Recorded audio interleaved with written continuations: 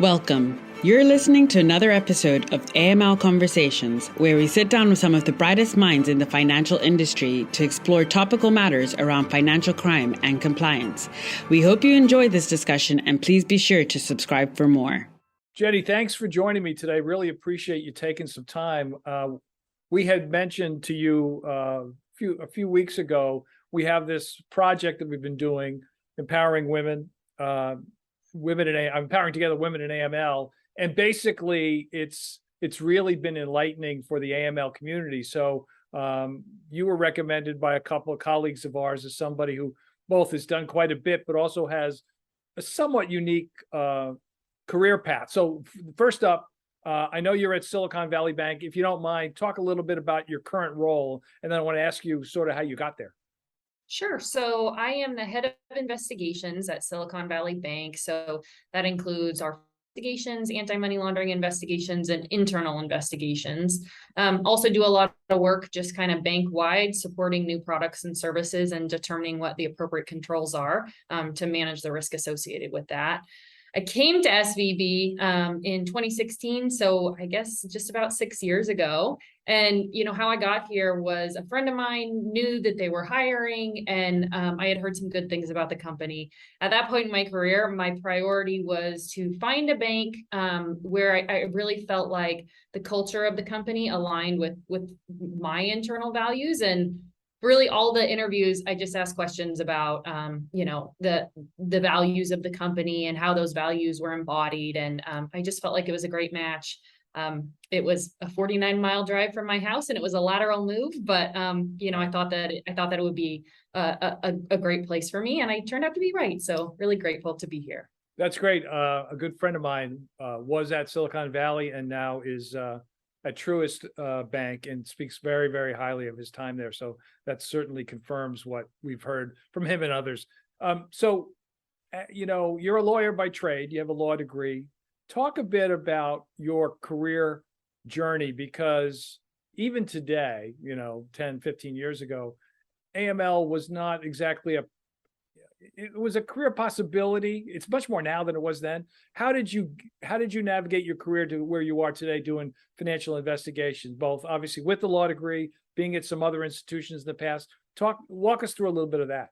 Yeah, so I went to law school with the intention of being a criminal prosecutor. And typically how that works is after your second year, you obtain a paid internship. You work for several months at that internship, and then you're usually given a full-time offer to come back after your third year and the completion of law school. This was in 2009, and so the economy wasn't doing so well. I had a great paid internship with the Ada County prosecutor in Idaho, had a great experience there. But across the board, employers decided not to make those offers at that time because there just wasn't funding for those roles. So I go back to law school in my third year, really not knowing what I'll do now. I probably applied to over 50 jobs, tailored every cover letter, changed my resume, made phone calls, emails, follow-up. Didn't get any bites. So in the spring, I just really started broadening my search for anything where a law degree was of interest to the employer. Mm-hmm. And I came across this anti-money laundering analyst job at American Express in Phoenix, Arizona. And I wanted to live in Phoenix. And that really sounded like a great fit for me because I loved the investigative aspect of, being a prosecutor. And I loved the idea that I was contributing to the greater good. But I had some experiences at the prosecutor's office that were emotionally very jarring in terms of, the proximity to crime and egregious crime. And so I thought, well, I'll take a shot at this, and then we'll see what the legal market does, over the next year or so. So I took the bar exam. I started the very next day at American Express. At the time, they were really building out, a state-of-the-art AML program, and they were bringing all kinds of people in. They were hiring, 10, 12 people per month. And it was just an awesome place to be to gain a foundation in terms of, the training program and the concepts that I learned there. And then it, kind of just took off from there. By the time the legal market had improved, I felt like I had really found my place and that I wanted to be an AML professional, in perpetuity. That's great. One of the things that challenges we lawyers, is when we go into jobs like that, if we don't have a business background, trying to figure out, banking products, how they work, what's the relationship to, compliance, legal obligations, those sorts of things. How did you navigate that? Because even now, it's probably even more challenging if you're just starting this year with fintechs and crypto and all versions of digital assets, trying to understand all that, even if your bank doesn't do those. What was that learning curve for you like? Or was there one, or it was just something that, that was not too hard for me? Yeah, I think the benefit of joining a place like American Express was that most of the products were consumer products that I could understand pretty easily. Sure. I could think about, okay, if I was a small business owner with this small business credit card, would it make sense for me to use it in this way?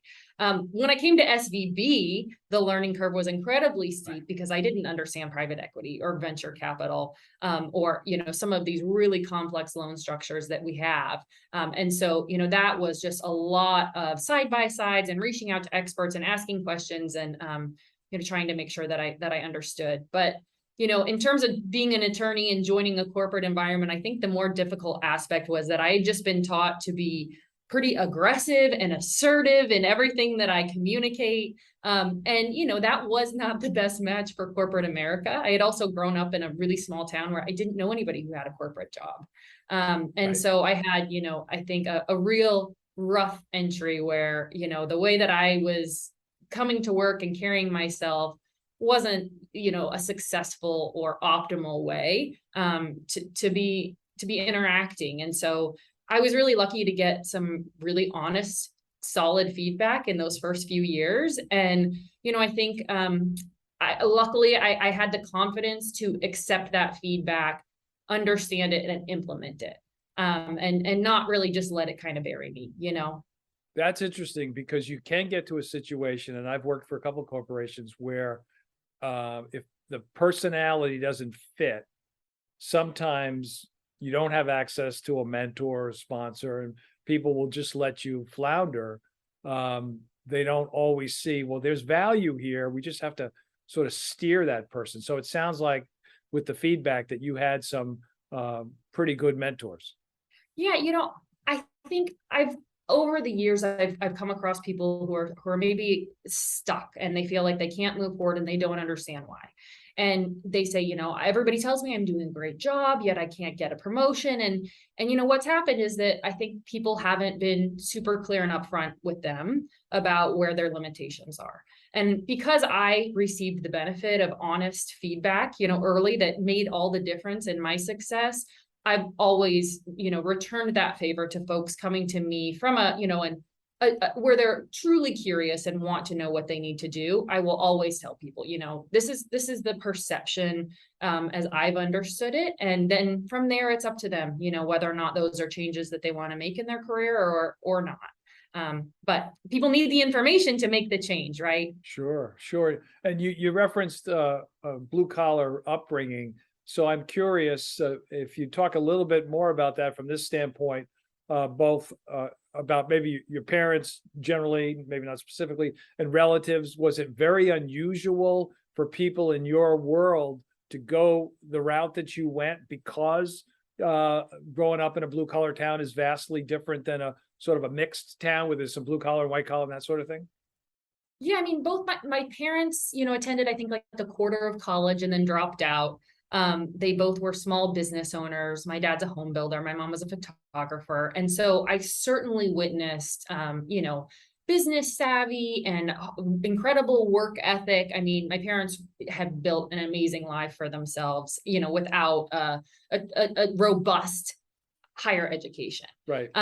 But I certainly didn't see folks kind of moving through a corporate environment, and I really had just no understanding of how that looked. I think we all if you don't have direct experience with something, oftentimes your understanding of it is from television. Right. And right, which typically is very misleading. You see all of these very tense corporate environments, and that was what I expected it to be like. And that didn't end up being the case.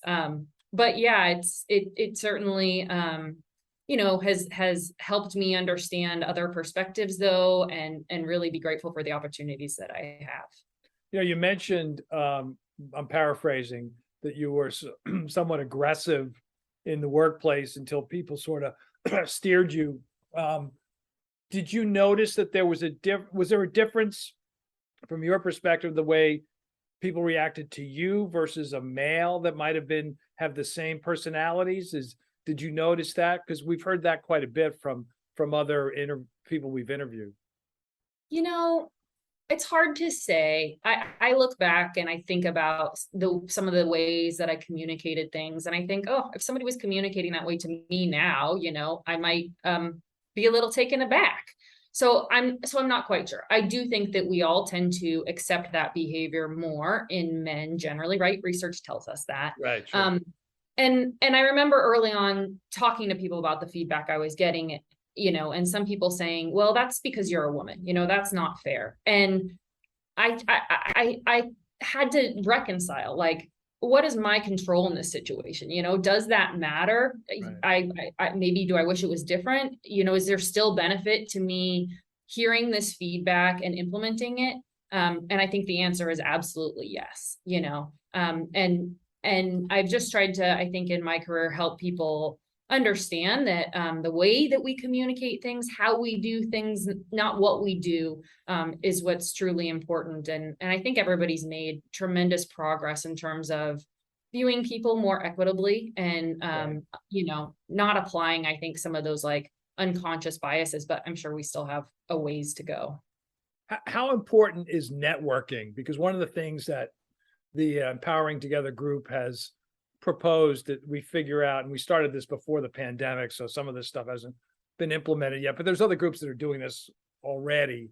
The importance of networking with other female professionals. It doesn't have to be female, but just so people can share experiences and challenges. Do you have that opportunity either at the bank or in where you're located, or is that something you're looking to put together? Yeah, I think SVB's done a great job of bringing people together. So they've had some initiatives for female leaders to kind of gather and hear from other female leaders, and really understand, I think, how to continue to better our careers and support each other. And one thing is that I have had some really great female friends at SVB that are in positions of leadership. And I really have an awesome network where I can reach out to any of them at any time and kind of, talk about work, talk about life. But it's been really wonderful to have people that, maybe understand a little bit what you're going through and in a different lens. Oh, yeah, that's great. You mentioned, we talked offline and then a little bit here about some of your previous work. Obviously, you worked in a criminal prosecutor's office. You were at Amex doing a variety of roles. One of the roles was training, and I'm really curious of two things.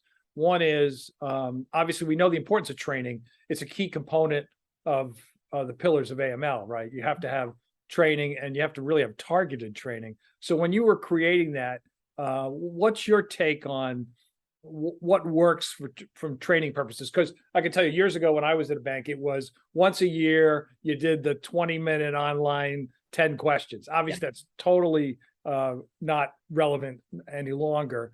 But when you were putting this together, what were you trying to do? Because I assume, because you're dealing with investigators, you have people that had been in law enforcement, people that have been analysts, maybe some people have been lawyers. So they come from all different backgrounds. So how did you put a training program together that elevated all of them, that was relevant to all of them?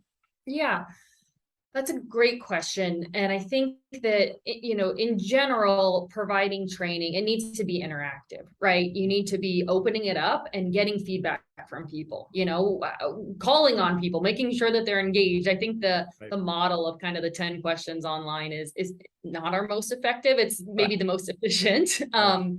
But a lot, and you need to make it fun, and you need to make it engaging. So anytime that me and my training team was getting ready for a training endeavor, there was always some ice breaking at the beginning. And I know that sounds silly, like, do we really need to do this?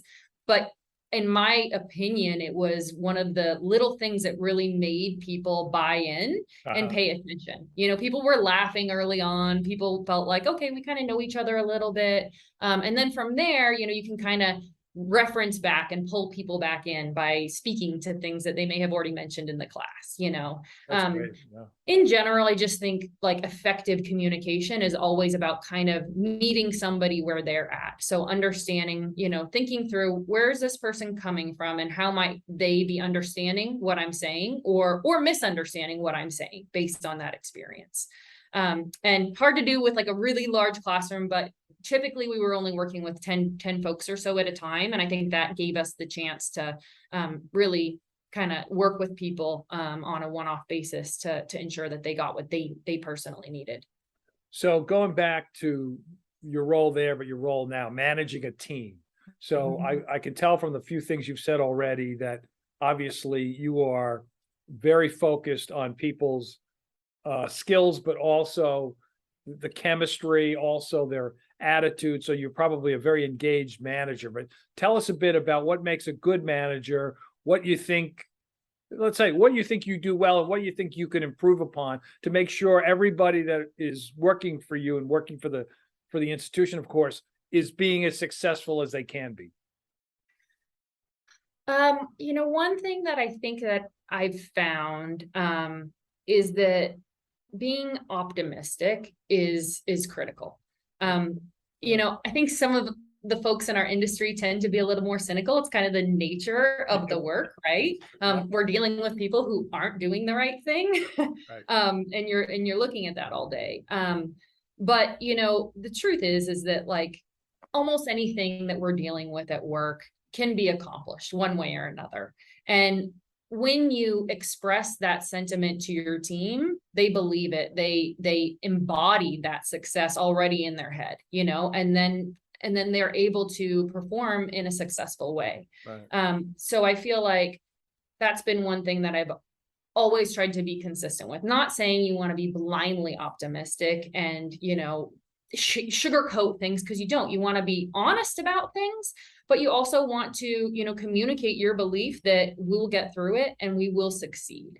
And I think that that's been a really key component of my organization's success, is that everybody knows that we can accomplish anything if we do it together. Sure. And yeah, I'm proud of the folks that we have in our org that also embody that.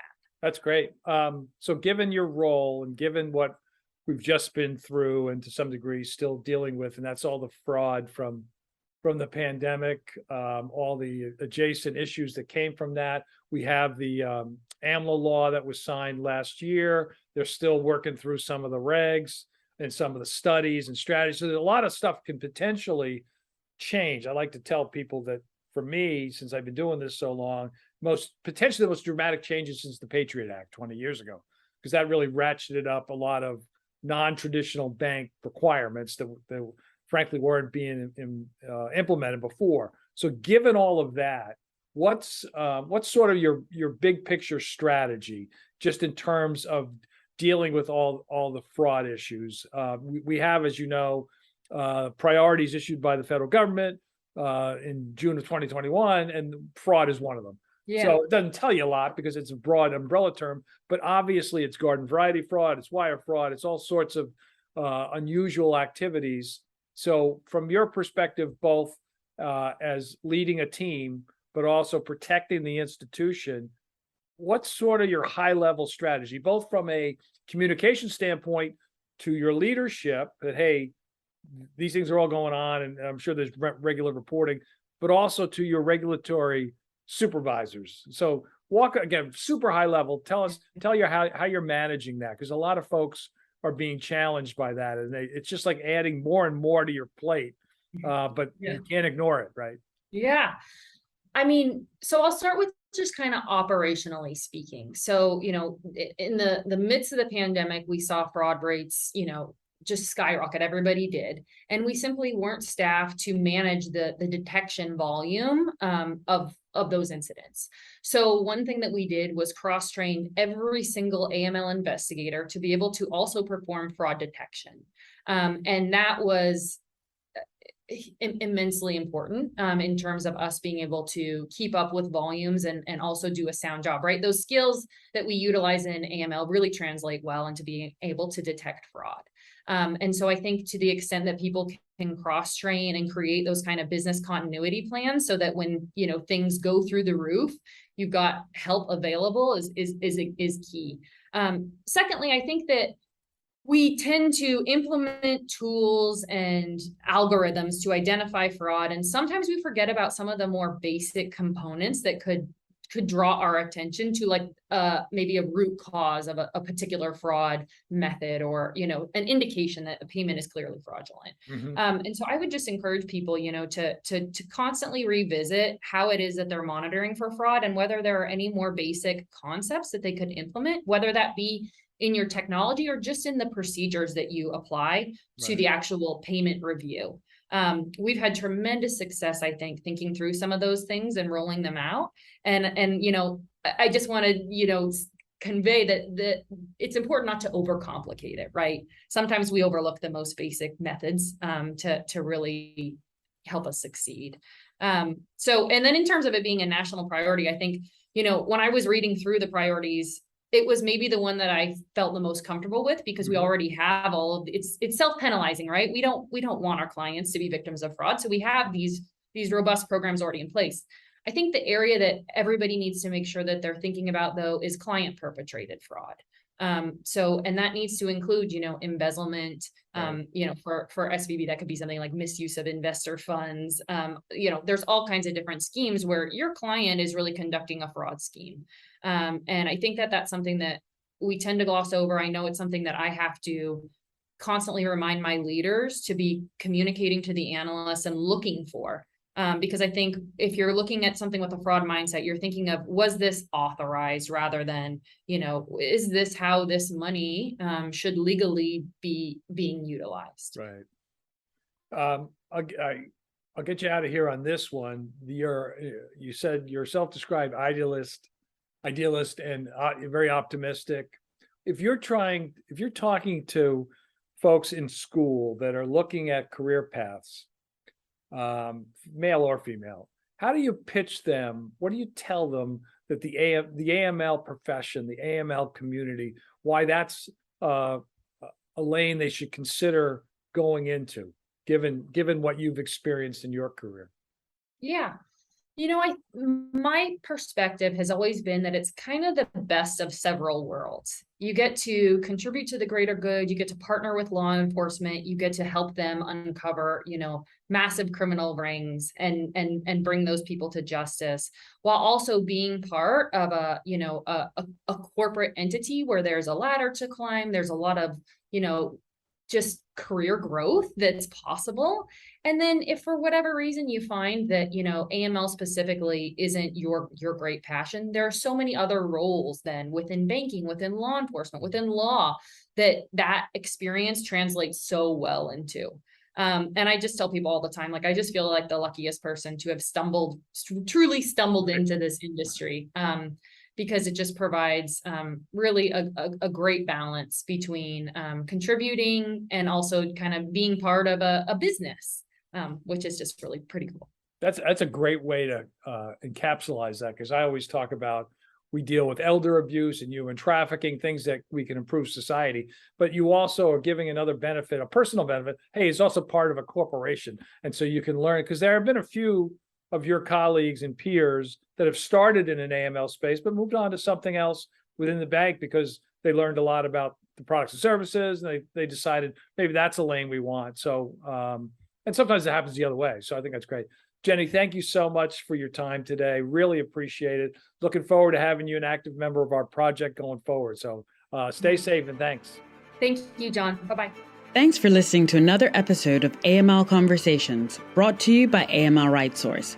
To make sure you're staying up to date with what's going on in the industry, be sure to subscribe wherever you listen to your podcast to get the latest episode.